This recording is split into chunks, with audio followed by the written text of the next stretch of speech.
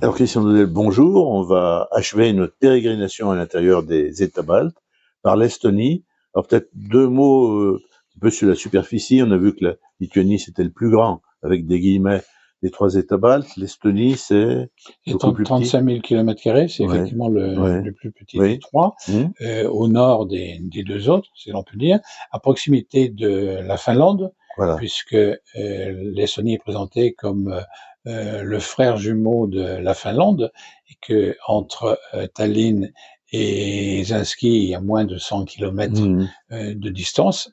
Cette Estonie, qui a une configuration géographique particulière, parce que c'est un pays qui est très largement ouvert sur le golfe de Riga, oui. dont on n'a pas parlé au Hum, moment de la Lettonie, mais hum, ce hum. sont ces deux pays, la Lettonie et l'Estonie, qui L'Estonie. sont euh, voisins de ce grand golfe de Riga.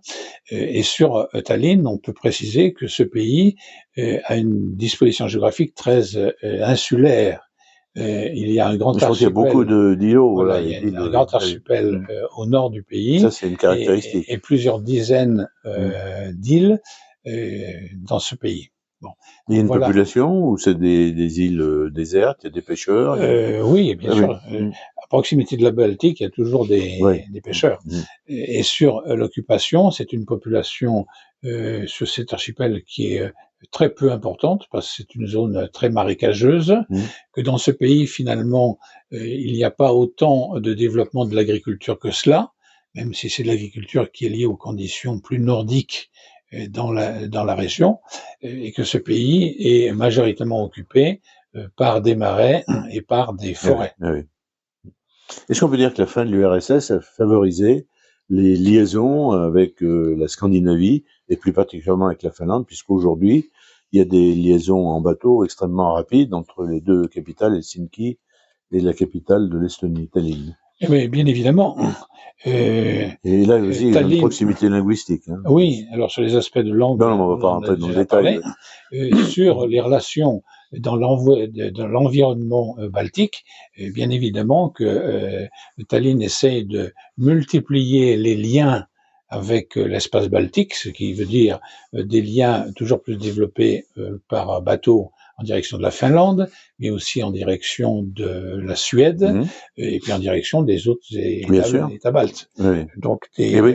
des liens renforcés, en sachant que le danger est très évident pour l'Estonie. Le danger, c'est l'horizon russe. Et que l'Estonie est sans doute, euh, dans les pays baltes, l'État le plus, qui se sent du moins le plus Mmh. menacé. Mmh. Mais dans la réalité, Et avec une minorité aussi locale. ça se confirme, parce qu'il y a une Mmh. communauté russe importante. Et puis il y a aussi une disposition qui, d'un point de vue géopolitique, sans doute intéresse davantage les Russes. Alors, à l'époque soviétique, c'était quand même très compliqué d'avoir des relations avec la Scandinavie et notamment la Finlande.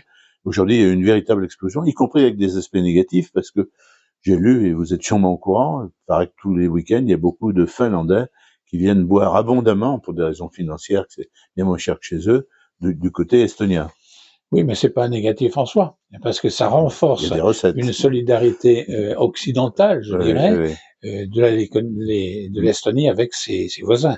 Bien sûr, la Finlande, dont on a dit que c'était le frère balte Mmh. de l'Estonie. Mmh. L'Estonie aujourd'hui entretient des relations beaucoup plus intenses avec la Finlande, bien évidemment, avec la Suède, dont je vous rappelle qu'elle ne fait pas encore partie de l'OTAN, mais qu'elle Tout à est en fait. train de s'y Elle, inscrire oui, pour une elle est adhésion candidate.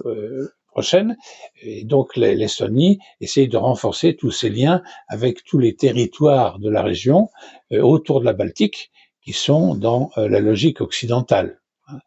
Sur les distances, on peut dire que, et dans les dispositions géographiques, que l'Estonie est sans doute le territoire qui intéresse le plus le Kremlin. Mmh. Et c'est bien pour ça que Tallinn a cette perception que c'est l'Estonie qui est la plus exposée face aux stratégies expansionnistes du président Poutine aujourd'hui.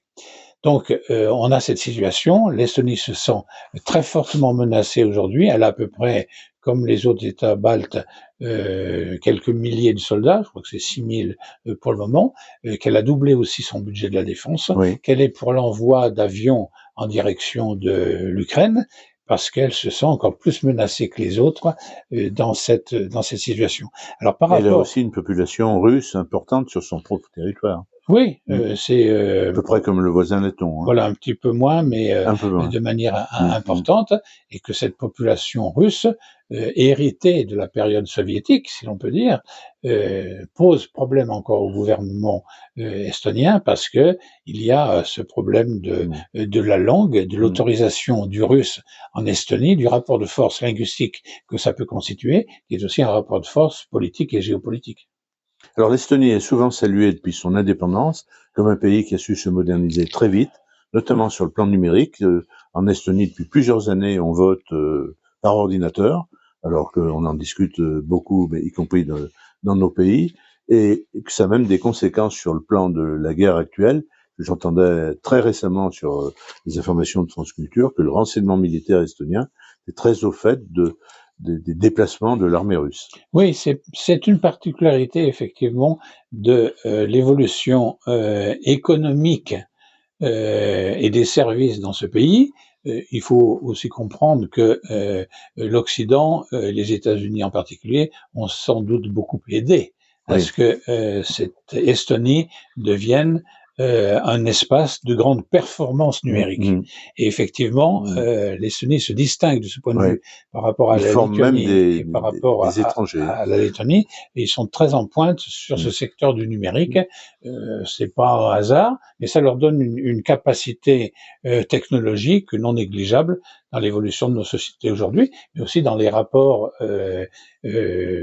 diplomatiques et internationaux. Et vous avez justement souligné que c'était un des aspects à favoriser le renseignement à partir de l'Estonie en direction du conflit ukrainien actuel. Est-ce que les relations avec le régime de Poutine sont dans quelle situation aujourd'hui? C'est l'ignorance ou est-ce que parce qu'il y a eu, je crois, rappel d'ambassadeurs. Hein, oui, mais pour les autres pays aussi. Pour les autres pays aussi. Les relations sont évidemment très détériorées et ça peut pas être autrement, parce que pour les trois autres pays, les deux autres pays baltes et aussi l'Estonie, on sait très bien qu'il y a aujourd'hui une présence militaire de l'OTAN qui est assez conséquente et que ces pays sont en première ligne du conflit ukrainien. Et qu'en plus, ce pays a des frontières communes avec la Bélarus et la Russie, deux pays qui sont en pointe sur les menaces d'expansionnisme en direction de l'Ouest. Et de ce point de vue, comme la Moldavie qu'on a évoquée il y a quelque temps avec la Transnistrie, ces pays se sentent en première ligne des démarches militaires de la Russie. Et on peut comprendre que l'Estonie se sent... M. Lavrov qui menace régulièrement. Voilà, très menacé. Donc il y a eu retrait des ambassadeurs, vous l'avez souligné, et que ça peut pas être autrement dans la configuration actuelle. Hein. Alors pour conclure, est-ce que ce pays aussi bénéficie de son appartenance à la zone euro? Moins peut-être que son voisin. Si, sans doute pour ses finances globales, parce que l'Estonie reçoit beaucoup de financement de l'Union européenne, qui a aidé justement à renforcer cette modernité dans le secteur du numérique. Mais c'est sans doute le pays aussi qui est le moins touristique, enfin, qui a le moins développé de politique du tourisme, même s'il s'y applique, parce que dans l'ensemble... Surtout finnoise, mais c'est vrai. Oui, ces trois pays sont orientés vers le tourisme et essaient de le développer. L'Estonie, localement, s'appuie bien sûr sur la logique balte de l'ensemble et sur la proximité finlandaise. Et que là aussi, il faut rappeler que la Finlande, comme la Suède, vient de demander son adhésion à l'OTAN. Donc on voit bien que dans la région, sur le golfe de Botnie et dans la région de Saint-Pétersbourg, il y a de grandes modifications qui se mettent en place. Et que là, on aura un front avec l'OTAN qui n'existait pas auparavant, puisque bien sûr l'Estonie ne faisait pas partie de l'OTAN auparavant, maintenant elle en fait partie, et que la Finlande, de son côté, était en situation de neutralité, et que maintenant elle va rejoindre l'OTAN. Donc nous avons mis en place d'un front et d'un contact direct entre la logique de l'OTAN d'un côté et la logique de la Russie de l'autre. Merci beaucoup pour ce périple à l'intérieur des 3 États baltes.